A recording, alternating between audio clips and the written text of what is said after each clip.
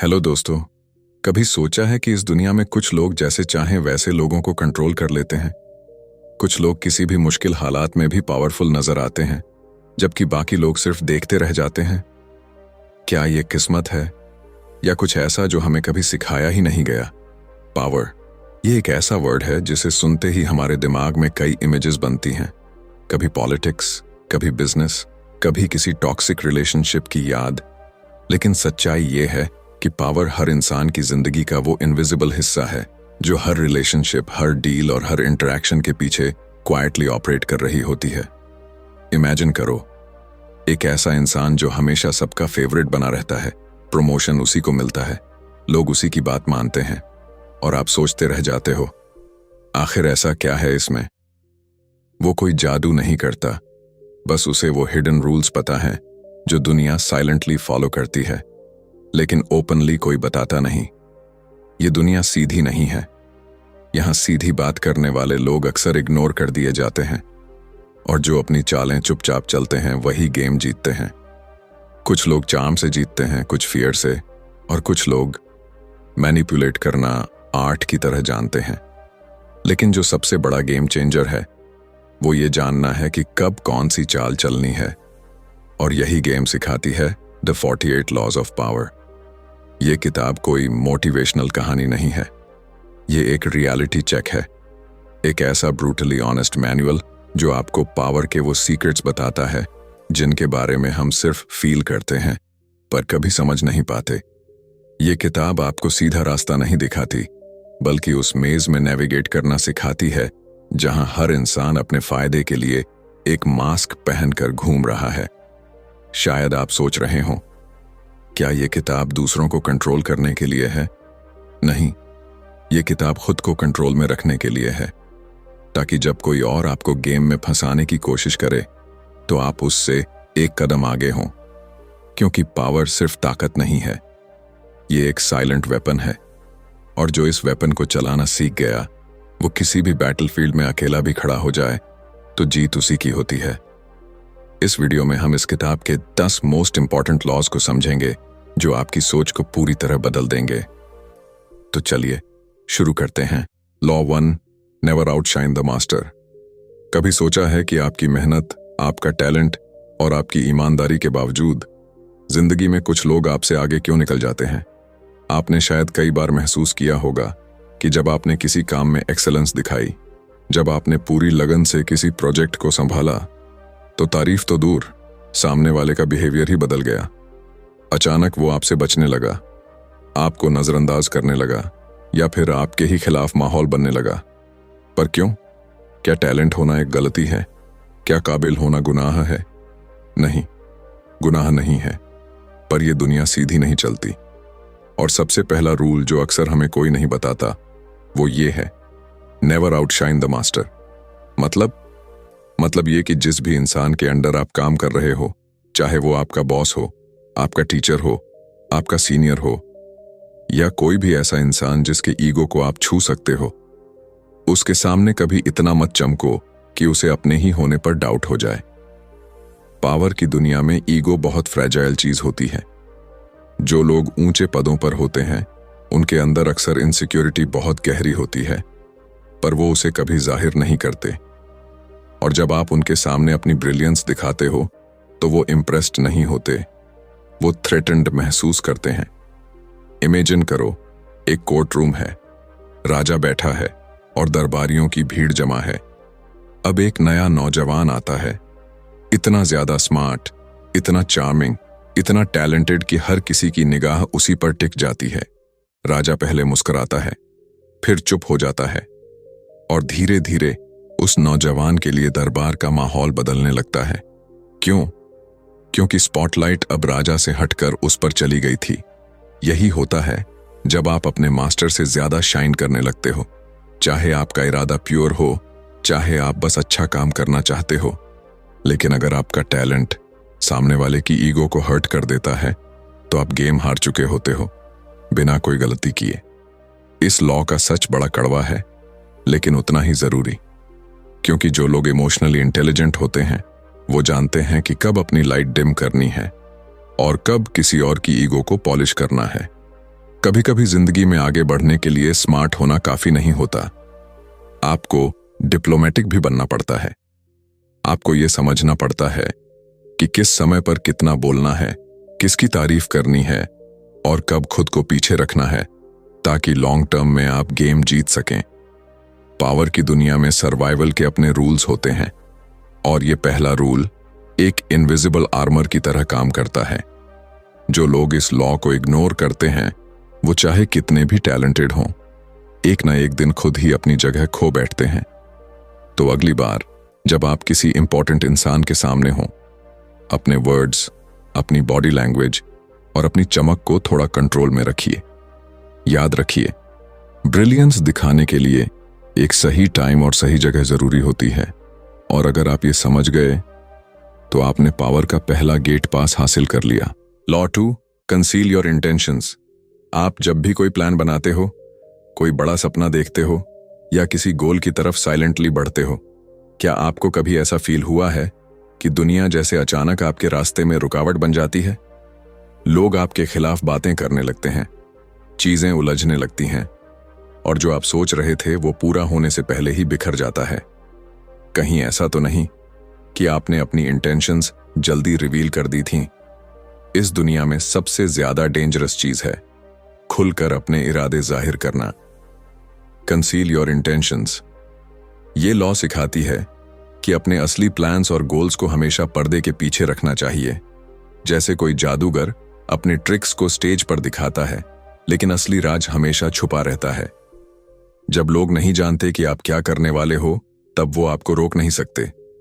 लेकिन जैसे ही आपने उन्हें बता दिया कि आप क्या सोच रहे हो, क्या करने जा रहे हो, कहां पहुंचना चाहते हो, तो समझो कि आपने अपने ही प्लान्स को ओपन बैटलफील्ड में उतार दिया। और इस दुनिया में जो चीज सामने होती है, उस पर सबसे पहले वार होता है। जरा सोचिए, एक शेर जब शिकार करता है तो वो चुपचाप चलता है। उसकी आंखें फोकस में होती हैं, उसकी चाल धीमी होती है और आखिरी पल तक उसके इरादे साफ नहीं होते, और तभी वो हमला करता है जब सामने वाला बिल्कुल डिफेंसलेस हो जाता है। लेकिन अगर वही शेर दूर से दहाड़ने लगे, दिखाने लगे कि मैं आ रहा हूं, तो शिकार पहले ही भाग जाएगा। बस यही फर्क है एक समझदार इंसान और एक इंपल्सिव इंसान में। कई बार हम एक्साइटमेंट में या वैलिडेशन पाने के लिए अपने गोल्स लोगों से शेयर कर देते हैं। सोचते हैं कि लोग हमारी तारीफ करेंगे, सपोर्ट करेंगे, इंस्पायर होंगे। लेकिन असल में बहुत बार लोग जेलस हो जाते हैं, डर जाते हैं या फिर आपकी राह में सीक्रेटली कांटे बिछा देते हैं।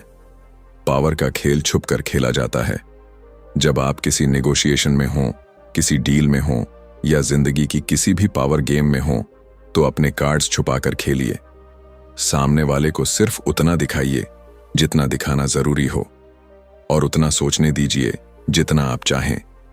जब लोग कंफ्यूज्ड होते हैं कि आप क्या सोच रहे हो, तब आप उनके दिमाग में कंट्रोल बना लेते हो, और वहीं से शुरू होती है रियल पावर। ये दुनिया स्ट्रैटेजीज से चलती है, इमोशंस से नहीं। और जो लोग अपने इरादे छुपाना सीख जाते हैं, वो धीरे धीरे दूसरों की चाल भी पढ़ने लगते हैं, उनकी बातों के पीछे का मीनिंग समझने लगते हैं, उनके एक्सप्रेशन के पीछे की असल सोच पकड़ने लगते हैं। और तब आप एक स्टेप नहीं, 10 स्टेप्स आगे होते हो। इसलिए अगली बार जब कोई आपसे पूछे तेरा प्लान क्या है, तो मुस्कुराइए और कहिए देखते हैं, क्योंकि जो अपने इरादों का रहस्य बना लेता है, वो इस दुनिया का सबसे अनप्रेडिक्टेबल प्लेयर बन जाता है। और अनप्रेडिक्टेबल इंसान से बड़ा कोई थ्रेट नहीं होता। Law 3, court attention at all costs. इस दुनिया में सबसे बड़ा अपराध क्या है? नहीं, ना चोरी, ना झूठ, ना धोखा। इस दुनिया में सबसे बड़ा, सबसे अनफॉरगिवेबल क्राइम है भुला दिया जाना। आप कितने अच्छे हैं, कितना हार्ड वर्क करते हैं, कितने ऑनेस्ट हैं, कुछ फर्क नहीं पड़ता अगर लोग आपको नोटिस ही नहीं करते। इस दुनिया में वही लोग आगे बढ़ते हैं जिन्हें लोग देखते हैं, जिनकी बात होती है, जिनके नाम पर रिएक्शंस आते हैं। और इसीलिए पावर की दुनिया का एक खतरनाक लेकिन सच बताने वाला रूल कहता है, court attention at all cost. मतलब चाहे जो भी हो जाए, लोगों की नजरों में बने रहो, अटेंशन लो, और अगर कोई ना दे तो किसी भी कीमत पर खुद को ऐसा बना दो कि लोग इग्नोर कर ही ना पाएं। क्योंकि ट्रूथ ये है लोग वही चीज देखते हैं जो उन्हें चमकती लगती है। कंटेंट से ज्यादा पैकेजिंग बिकती है, डेप्थ से ज्यादा ड्रामा याद रहता है और साइलेंस से ज्यादा असरदार होती है विजिबिलिटी। अब आप सोच सकते हो, क्या अटेंशन लेना गलत है? क्या शो ऑफ करना पड़ेगा? नहीं, ये शो ऑफ की बात नहीं है, ये स्ट्रैटेजी की बात है। पावर हासिल करने के लिए आपको खुद को लोगों की निगाहों में रखना पड़ता है, पर स्मार्ट तरीके से। कभी मिस्ट्री बनाकर, कभी चार्म से, कभी कंट्रोवर्सी से। पर एक बात हमेशा याद रखो, भीड़ में खो जाना हार है। दुनिया में ऐसे लाखों टैलेंटेड लोग हैं जो गुमनाम रह गए, न क्योंकि वो काबिल नहीं थे, बल्कि इसलिए क्योंकि उन्होंने खुद को छुपा लिया। सोचो, अगर कोई डायमंड भी अंधेरे में रखा जाए तो क्या उसकी कीमत कोई पहचान पाएगा? हिस्ट्री उठाकर देखो, चाहे वो पॉलिटिक्स हो, बिजनेस हो, आर्ट हो या एंटरटेनमेंट, जो लोग पावर में आए उन्होंने खुद को लोगों के दिमाग में कार्व किया, कभी लुक से, कभी वर्ड से, कभी एक्शन से। लेकिन उन्होंने एक चीज कॉमन रखी, अटेंशन को कभी जाने नहीं दिया। कभी कभी एक छोटी सी एंट्री, एक बोल्ड सा आउटफिट, एक अजीब सी बात या एक रहस्यमयी चुप्पी भी लोगों की क्यूरियोसिटी खींच सकती है। और क्यूरियोसिटी से शुरू होती है विजिबिलिटी, और वहीं से पावर का गेट खुलता है। तो अगली बार जब आप किसी मीटिंग में हो, किसी सोशल जगह पर हो या ऑनलाइन दुनिया में हो, अपने प्रेजेंस को डल मत होने दो। लाइट खुद के ऊपर डालो, क्योंकि जब तक दुनिया आपको देखेगी नहीं, तब तक वो आपको मानेगी नहीं। और याद रखो, नाम मिटने से पहले चेहरा फेड होता है। पावर की दुनिया में या तो आप स्पॉटलाइट में होते हो या शैडोज में खो जाते हो। तो चूज वाइजली, क्योंकि attention is not optional, it's survival. Law 4, crush your enemy totally. कभी किसी इंसान ने आपके साथ ऐसा कुछ किया जो आप जिंदगी भर नहीं भूल पाए। धोखा दिया, नीचा दिखाया, आपको नुकसान पहुंचाया, और आपने उसे माफ कर दिया। शायद इसलिए क्योंकि आप बिगर पर्सन बनना चाहते थे, या इसलिए क्योंकि आप लड़ाई नहीं चाहते थे। लेकिन फिर क्या हुआ? कुछ वक्त बाद वही इंसान वापस आया और फिर से आपको चोट दी। यही तो होता है जब आप अपने एनिमी को पूरी तरह से खत्म नहीं करते। इस दुनिया का एक कड़वा लेकिन सच है, क्रश योर एनिमी टोटली। हाँ, ये सुनने में रूथलेस लगता है, लेकिन अगर आप पावर की दुनिया में सरवाइव करना चाहते हैं तो आपको समझना पड़ेगा कि अधूरी लड़ाइयां सबसे ज्यादा खतरनाक होती हैं। जब आप किसी दुश्मन को अधूरा छोड़ देते हैं, ना दोस्त बनाते हो, ना पूरी तरह मिटाते हो, तो वो अंदर ही अंदर फिर से ताकत बटोरता है। वो आपकी काइंडनेस को वीकनेस समझता है और एक दिन वापस आता है, और तब वो ज्यादा प्रिपेयर्ड होता है, ज्यादा डेंजरस। इतिहास भरा पड़ा है ऐसे उदाहरणों से। राजाओं ने, लीडर्स ने, बिजनेस टाइकून्स ने जब भी अपने दुश्मनों को अधूरा हराया, उन दुश्मनों ने वापस आकर सब कुछ तबाह कर दिया। पावर की दुनिया में इमोशंस से डिसीजंस लेना खुद को कमजोर करना है।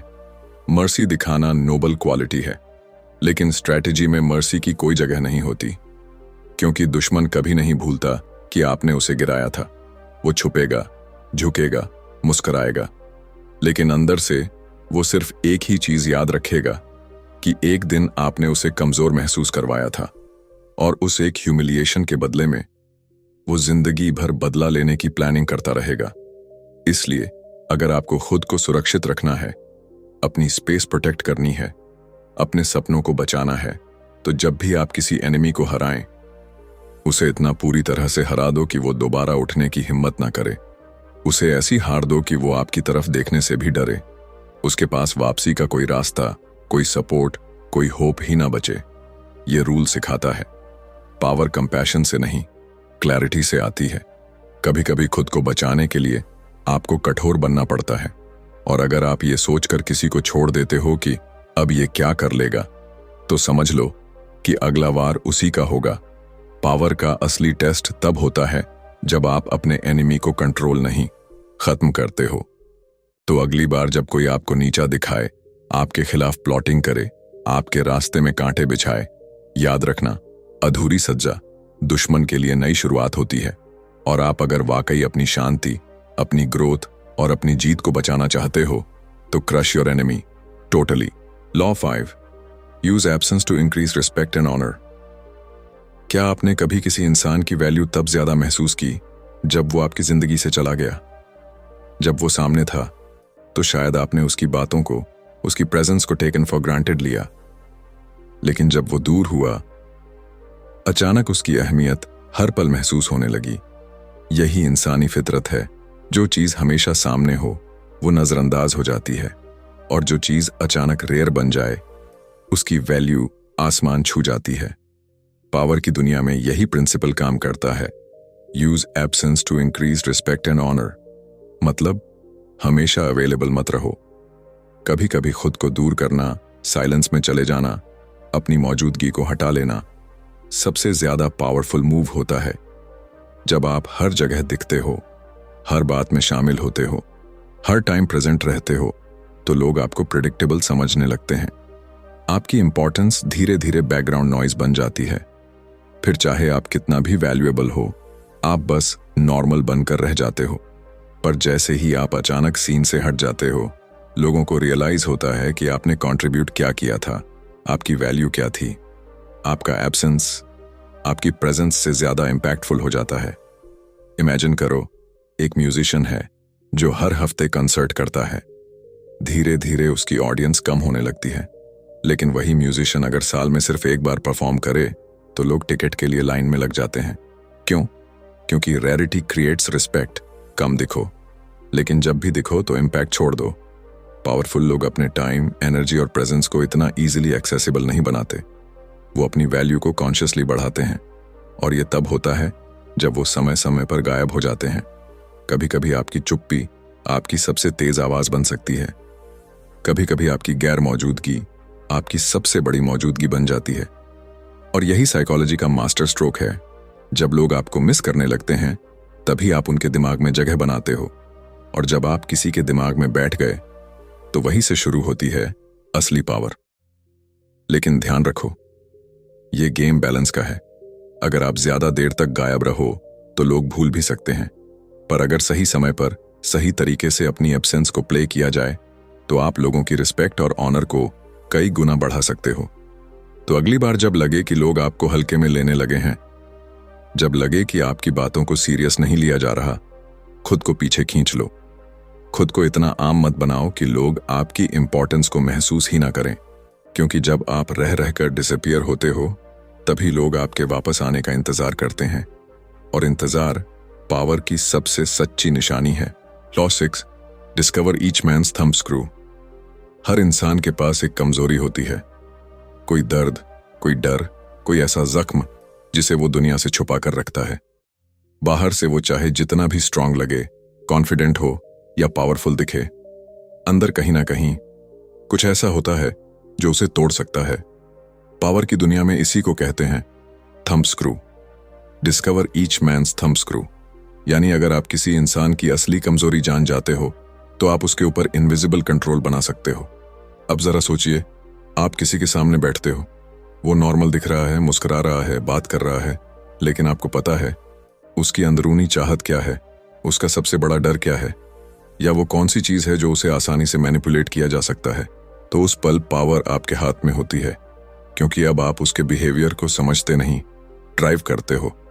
हर इंसान को चलाने वाली कोई ना कोई हिडन स्ट्रिंग होती है। किसी को अटेंशन चाहिए, किसी को रिस्पेक्ट की भूख होती है, किसी को कंट्रोल चाहिए, तो किसी को वैलिडेशन। कभी किसी की इनसिक्योरिटी उसका थंब स्क्रू बनती है, तो कभी उसका पास्ट ट्रॉमा।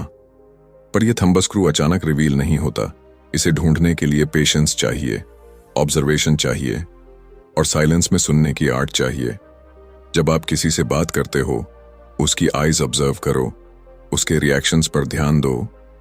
वो किस टॉपिक पर ज्यादा इमोशनल हो जाता है, किस बात पर अनकंफर्टेबल हो जाता है, क्या चीजें उसे ट्रिगर करती हैं। कभी कभी वो अपनी वीकनेस खुद ही रिवील कर देता है, जेस्चर्स में, वर्ड्स में, या उन बातों में जो वो बार बार रिपीट करता है। और जैसे ही आप वो स्ट्रिंग पकड़ लेते हो, आप उसके माइंड के दरवाजे की चाबी हासिल कर लेते हो। अब आप सोच रहे होंगे, क्या ये मैनिपुलेशन है? हो सकता है, लेकिन पावर की गेम में मोरालिटी नहीं, इफेक्टिवनेस देखी जाती है।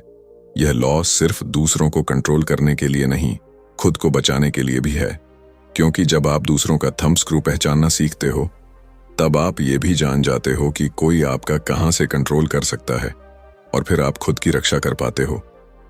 पावरफुल लोग दो चीजों में माहिर होते हैं। पहली, दूसरों की वीकनेस पहचानना। दूसरी, अपनी वीकनेस को छुपाना। क्योंकि जो अपनी कमजोरी को ढकना जानता है और दूसरों की कमजोरी को छूना जानता है, वो ही दुनिया में असली पावर हासिल करता है। तो अगली बार जब आप किसी के साथ इंटरेक्शन में हो, बस सुपरफिशियल बातें मत सुनो। उसकी थकावट को, उसके शब्दों के पीछे के मीनिंग को और उसकी आंखों की बेचैनी को पढ़ो, क्योंकि वहीं कहीं छुपा है उसका थंब स्क्रू और वहीं से शुरू होती है आपकी real power. Law 7, be royal in your own fashion, act like a king to be treated like one. सोचो, एक इंसान महल में पैदा नहीं हुआ, उसके पास ना ताज है ना सिंहासन। फिर भी जैसे ही वो किसी कमरे में घुसता है, लोग उसकी तरफ खिंच जाते हैं। उसका बोलना अलग, उसकी चाल अलग, उसकी मौजूदगी ही रॉयल्टी जैसी। वो रॉयल पैदा नहीं हुआ, पर उसने रॉयल बनना चूज किया। और यही पावर की दुनिया का सबसे अंडर एस्टिमेटेड लेकिन सबसे ट्रांसफॉर्मेटिव लॉ है। Be royal in your own fashion, act like a king to be treated like one. इस दुनिया में लोग आपको वैसा ही ट्रीट करते हैं जैसा आप खुद को प्रेजेंट करते हो। अगर आप खुद को छोटा समझते हो, इनसिक्योर महसूस करते हो या हमेशा अप्रूवल मांगते रहते हो, तो लोग आपको उसी नजर से देखेंगे। आपका सेल्फ वर्थ जितना लो होगा, आपके साथ बिहेवियर भी उतना ही ऑर्डिनरी होगा। पर जैसे ही आप खुद को एक किंग की तरह कैरी करते हो, जैसे ही आपकी बॉडी लैंग्वेज, आपकी टोन, आपका विजन, आपका प्रेजेंस, सब ये कहने लगे कि I know who I am, लोग आपको उसी लेंस से देखने लगते हैं। पावर की सबसे खास बात यह है कि वो बाहर से नहीं, अंदर से शुरू होती है। कभी किसी इंसान को देखा है जो ज्यादा बोलता नहीं, लेकिन फिर भी उसकी प्रेजेंस भारी लगती है।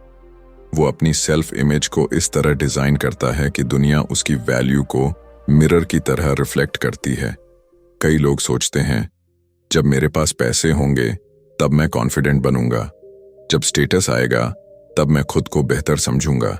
लेकिन सच ये है, स्टेटस पाने से पहले रॉयल्टी फील करनी पड़ती है। आपका बिहेवियर, आपका ड्रेसिंग, आपकी थिंकिंग, जब तक आप खुद को रिस्पेक्ट नहीं दोगे, दुनिया भी नहीं देगी। हिस्ट्री ऐसे लोगों से भरी पड़ी है जिन्होंने कुछ नहीं होते हुए भी खुद को रॉयल्टी की तरह प्रेजेंट किया और लोगों ने उन्हें उसी अंदाज में फॉलो किया। क्योंकि पावर कभी मांगने से नहीं मिलती, पावर ली जाती है अपने वाइब से, अपने एटीट्यूड से। अब इसका मतलब ये नहीं कि एरोगेंस दिखाओ या ईगो से भर जाओ। इसका मतलब है खुद के लिए एक ऐसी स्टैंडर्ड सेट करो जो एवरेज से बहुत ऊपर हो। जब आप खुद के लिए हाई स्टैंडर्ड्स रखते हो, तो आप दूसरों से भी वैसा ही व्यवहार एक्सपेक्ट करते हो। और यही एक्सपेक्टेशन लोगों को आपको डिफरेंटली ट्रीट करने पर मजबूर करता है। किंग बनो, लेकिन अपनी स्टाइल में। आपके जेस्चर्स में काल्म हो, आपकी बातों में डेप्थ हो और आपकी प्रेजेंस में कॉन्फिडेंस। क्योंकि जब आप खुद को रॉयल मानते हो, तो आपके आसपास की दुनिया भी एक दरबार बन जाती है, जहां रिस्पेक्ट मिलती नहीं, दी जाती है। तो अगली बार जब कोई आपको अंडर एस्टिमेट करे या आप खुद को ऑर्डिनरी फील करने लगो, मिरर में देखो, सीधा खड़े हो जाओ और खुद से कहो, मैं राजा हूं और मुझे इस दुनिया से किसी की परमिशन नहीं चाहिए। क्योंकि जब तक आप खुद को किंग नहीं मानते, कोई और आपको कभी क्राउन नहीं पहनाएगा। Law 8, master the art of timing. कभी सोचा है क्यों कुछ लोग बिना ज्यादा मेहनत के भी बड़ी जीत हासिल कर लेते हैं और वहीं कुछ लोग जी जान लगाकर भी सिर्फ इंतजार करते रह जाते हैं? क्योंकि फर्क स्किल या मेहनत में नहीं होता, फर्क टाइमिंग में होता है। पावर की दुनिया में टैलेंट इंपॉर्टेंट है, लेकिन अगर टाइमिंग आपकी एलाई नहीं है, तो सबसे बड़ी अपॉर्चुनिटी भी आपके सामने आकर निकल जाएगी और आप बस देखते रह जाओगे। इस लॉ का नाम है master the art of timing. इस दुनिया में हर चीज का एक सही वक्त होता है। एक बीज भी तभी फल देता है जब उसे सही मौसम, सही मिट्टी और सही समय मिले। अगर आप बहुत जल्दी एक्ट करोगे तो इमेच्योर कहे जाओगे। अगर बहुत लेट हो गए तो मौका हाथ से फिसल जाएगा। रियल पावर उन्हीं के पास होती है जो सिचुएशन को पढ़ना जानते हैं, जो सब्र रखते हैं, जो जानते हैं कब बोलना है, कब चुप रहना है, कब कदम बढ़ाना है और कब पीछे हटना है। लेकिन ये पेशेंस सिर्फ इंतजार नहीं है, ये कैलकुलेट किया गया साइलेंस होता है। पावरफुल लोग कभी अर्जेंसी में रिएक्ट नहीं करते। वो हर चीज ऑब्जर्व करते हैं। लोग क्या सोच रहे हैं, इमोशंस का फ्लो कैसा है, कौन किस मूड में है, और फिर जब सही टाइम आता है वो एक ऐसा कदम उठाते हैं जो सब कुछ बदल देता है। Think of it like chess. हर मोहरा एक चाल चल सकता है, पर मास्टर वही होता है जो अपने मूव के लिए पूरा बोर्ड एनालाइज करता है, जो देखता है कि कौन सी चाल कब मारनी है और कौन सी अभी होल्ड करनी है। लाइफ में भी यही होता है। कुछ लोग हर मौके पर जंप कर जाते हैं और बर्नआउट हो जाते हैं, जबकि कुछ लोग चुपचाप बैठकर सही टाइम का इंतजार करते हैं और जब वक्त आता है वो सीन ही बदल देते हैं। Power is not in doing everything, power is in doing the right thing at the right time. लेकिन एक बात याद रखना, टाइमिंग को मास्टर करने का मतलब ये नहीं कि आप हमेशा वेट ही करते रहो। इसका मतलब है आप इतने अवेयर हो जाओ कि आपको समझ आ जाए कि कब एक्शन लेना है और कब पेशेंस रखनी है। अक्सर लोग यही गलती करते हैं, या तो वो जल्दीबाजी में डिसीजन लेते हैं या फिर इतना लेट हो जाते हैं कि मौका चला जाता है।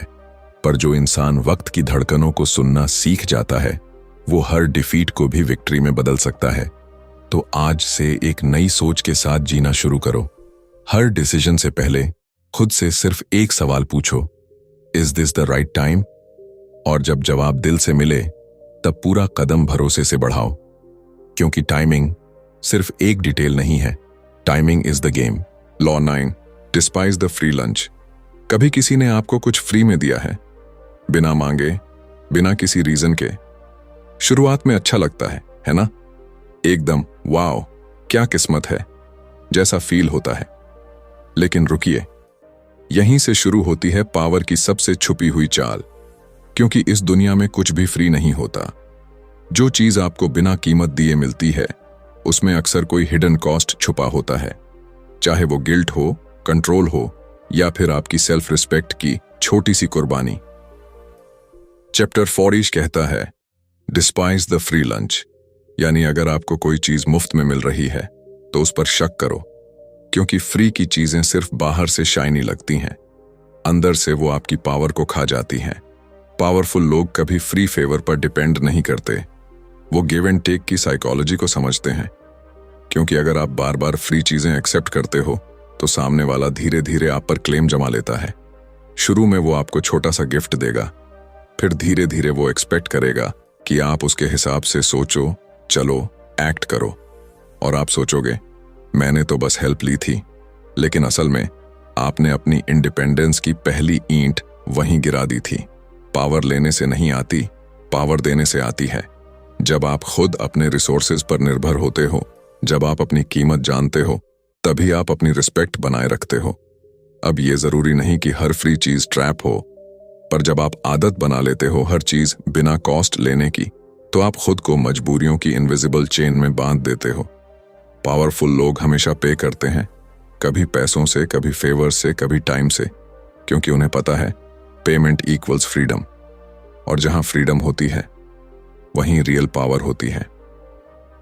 एक और लेयर है इस लॉ की, जब आप किसी को कुछ फ्री में देते हो तो वो उसकी वैल्यू को कम समझता है, पर जब वही चीज किसी ने एफर्ट या कॉस्ट देकर पाई होती है वो उसे रिस्पेक्ट करता है, ट्रेजर करता है। तो चाहे आप खुद कुछ ले रहे हो या दूसरों को दे रहे हो, फ्री चीजें सिर्फ मोमेंटेरी डिलाइट देती हैं, पर लॉन्ग टर्म में आपके ऊपर बोझ बन जाती हैं। इसलिए अगर आपको पावर चाहिए तो हमेशा अपनी कीमत जानो, चाहे पैसे की बात हो, टाइम की या आपकी एनर्जी की। कुछ भी फालतू में मत दो और ना लो, क्योंकि जो फ्री है वो सबसे महंगा साबित हो सकता है। और इस दुनिया में सबसे ज्यादा पावर उसी के पास होती है जो ये बोल्डनेस रखता है कि मैं फ्री लंच नहीं खाता, मैं अपनी वैल्यू खुद सेट करता हूं। Law 10, assume formlessness. एक आखिरी सवाल, अगर इस दुनिया में कुछ भी परमानेंट नहीं है तो किस चीज में अपनी पहचान छुपा लेना सबसे सेफ है? आंसर, किसी भी चीज में नहीं। इस बुक की आखिरी और सबसे पावरफुल सीख है अस्यूम फॉर्मलेसनेस, यानी बिना रूप के बन जाओ। क्योंकि जिस चीज का कोई डेफिनेट फॉर्म होता है वो आसानी से टूट सकती है, मारी जा सकती है और टारगेट बन सकती है। तुम एक ग्लास बनो तो फोड़ा जा सकता है, तुम एक दीवार बनो तो गिराया जा सकता है, पर अगर तुम हवा बन जाओ तो तुम्हें कोई छू भी नहीं सकता। पावर की दुनिया में सबसे बड़ी गलती यह होती है कि इंसान खुद को एक फिक्स्ड आइडेंटिटी में बांध लेता है। मैं ऐसा हूं, मुझे तो बस यही आता है, मैं कभी नहीं बदलता। ये शब्द नहीं, ताबूत हैं, क्योंकि इस दुनिया में जीतने वाले लोग रिजिड नहीं होते, वो लिक्विड होते हैं। वो हर परिस्थिति के साथ अपना रूप बदलते हैं। वो हर मुश्किल को ऑब्जर्व करते हैं, अडैप्ट करते हैं और साइलेंट स्ट्राइक करते हैं। अस्यूम फॉर्मलेसनेस का मतलब है अपने ईगो को डिसॉल्व कर देना, अपने कंफर्ट जोन को छोड़ देना और अपनी पावर को फ्लूइड बना लेना। अगर आप प्रिडिक्टेबल हो तो आप वल्नरेबल हो। लोग जान जाते हैं कि आप क्या सोचोगे, क्या करोगे, और वहीं से आपकी पावर वीक होने लगती है। पर जैसे ही आप बदलने लगते हो, इवॉल्व करने लगते हो, लोग कंफ्यूज्ड हो जाते हैं, डरने लगते हैं और उसी फियर में आपके सामने झुकने लगते हैं। फॉर्मलेसनेस का मतलब ये नहीं कि आप आइडेंटिटी लूज कर दो। इसका मतलब है आप अपनी आइडेंटिटी को उस तरह इस्तेमाल करो जैसे कोई आर्टिस्ट कैनवस पर पेंट करता है। हर बार नया रंग, नया फॉर्म और हर बार कुछ अनप्रेडिक्टेबल। तभी तो पानी सबसे ताकतवर है, क्योंकि वो हर रूप ले सकता है। बर्फ बन जाए तो काट सकता है, भाप बन जाए तो गायब हो सकता है, और बहते पानी को कोई शेप नहीं दे सकता। जो शेपलेस है वो एजलेस है, जो फॉर्मलेस है वो फियरलेस है। तो अब जब आप पावर की इस आखिरी लॉ तक पहुंच गए हो, तो एक वादा खुद से करो कि आज के बाद आप कभी खुद को किसी एक डेफिनेशन, एक लेबल या एक आइडेंटिटी में कैद नहीं करोगे। आप एक मिशन बन जाओगे जो हर दिन इवॉल्व हो रहा है, हर सिचुएशन में नए तरीके से सोच रहा है और हर बार अपने दुश्मनों को सरप्राइज कर रहा है, क्योंकि दुनिया उन्हीं से डरती है जिन्हें वो समझ नहीं पाती। So never be rigid, never be defined, be formless, be power. तो दोस्तों, इन 10 लॉज ने तुम्हें हर तरह की ह्यूमन साइकोलॉजी का चेहरा दिखा दिया है। Ego, manipulation, patience, silence, timing, detachment, हर चीज। अब बारी है तुम्हारी। तुम क्या करोगे इन लॉज के साथ? क्या तुम इन्हें दूसरों को कंट्रोल करने के लिए इस्तेमाल करोगे या खुद को ब्रेक होने से बचाने के लिए? जो भी हो, याद रखना, power is never given, it is always taken. अगर ये सीरीज तुम्हें पावरफुल फील करवा पाई है, अगर कहीं ना कहीं तुम्हारी सोच को झकझोरा है, तो अब वक्त है इसे दूसरों के साथ भी शेयर करने का। कमेंट्स में बताओ कौन सी लॉ ने तुम्हें सबसे ज्यादा इंपैक्ट किया, और अगर तुम चाहते हो कि हम अगली किताब पर इसी तरह गहराई से काम करें, तो बस एक लाइक, एक सब्सक्राइब और एक बेल आइकॉन क्लिक कर दो, क्योंकि बुकपीडिया पर हम सिर्फ समरीज नहीं देते, हम तुम्हारी थिंकिंग को नेक्स्ट लेवल पर ले जाते हैं। पावर आपके अंदर है, बस अब एक्शन आपकी बारी है। मिलते हैं अगली किताब के साथ। तब तक के लिए स्टे पावरफुल, स्टे अनस्टॉपेबल।